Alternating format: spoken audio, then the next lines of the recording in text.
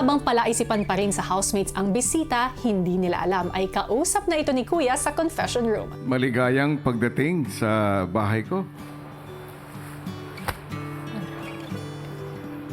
Maaari ba muna kayong magpakilala? Ako po si GP. My name is Rock. My name Rock. Maligayang pagdating sa aking bahay, Sir GP and Miss Rock. Thank you. Salamat po, Kuya. Hindi ko maririnig yung salita mo. Wala yung face mo. So, kailangan kasama mo si JP, mag-interpret siya sa sasabihin mo pag nagsasalita. Lahat ng mga gifts, kailangan mayroon kasama yung interpreter. Nung bata pa ako, mayroon pa pandinig, masaya ako.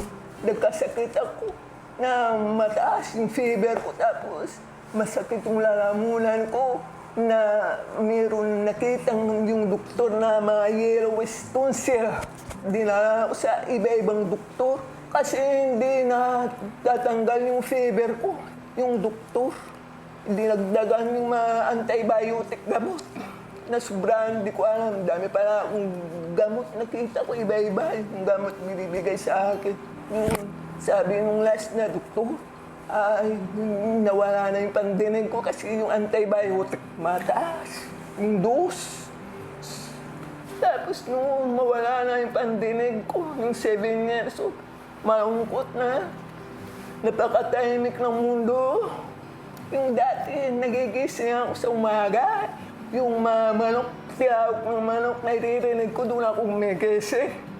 Tapos, noon, wala na. Kala ko yung manok, kung pinatay. Hindi pala nandoon lang, hindi ko lang marinig. Nagbabago na yung buhay. Malungkot na lumalaki. Nawawala yung mga kaibigan ko. So, feeling ko magsara na ako. 20 years old ako, natuto ako mag-sign language. Tapos, nakasama ko yung mga deaf. Doon, nagbago din para yung buhay ko. Naging masaya na ako kasama sila. Kasi pari-pariho pala kami gumagamit ng kamay para mag-communication. Hindi pala ako nawala ng pag-asa sa buhay. Patuloy pa rin ako hanggang ngayon. Rock, ito yung dahilan kaya ka nagtayo ng organisasyon? Reason. Yes. Gumagawa kami ng mga para maiangat yung mga deaf sa lahat ng aspect ng buwan. Example, education, right to health, sign language.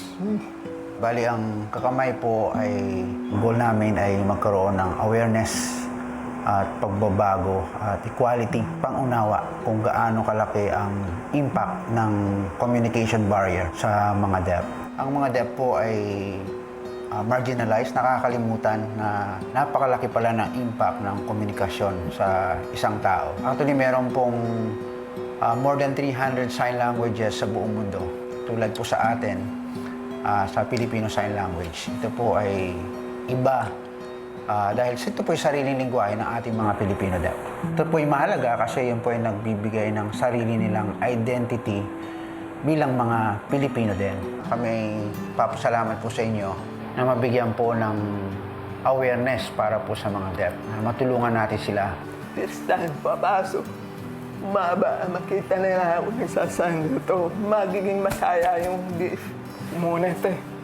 Kasi first time, mayroong pumasok na deaf. Tapos, makikita ko kung paano magkukommunikasyon with housemate. Baka makatulong pa rin sa mga ibang hindi marunong mag-sign.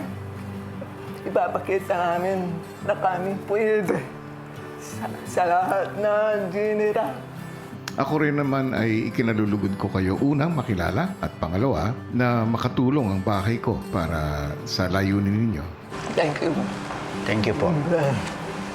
Kaya naman sa puntong ito, nais ko sana ay maunang pumasok si Rock para makilala ng mga housemates. Opo, Kuya. Salamat at enjoy! Maya-maya pa, pumasok na si Miss Rack sa loob ng bahay. The door handle's moving. The door handle's moving. The door. Oh my God, ayun na. Oh! Oh! Oh! Hello po. Hello po. Hello po. Hello po. Hello po. Ashley po. Hello po. Joaquin po. Hello po. Heath po. Miguel po. Sorry po. Hello po.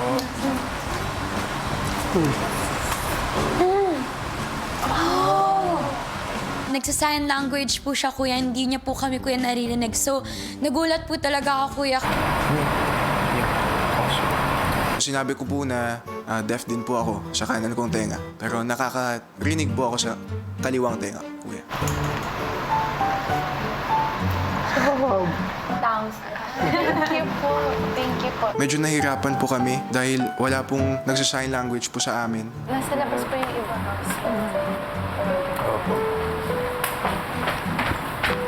Ay, dito na lang sa living room. Siyempre po, kuya, naisip ko po talaga agad kung paano po kami makikipag-usap po sa kanya, kuya.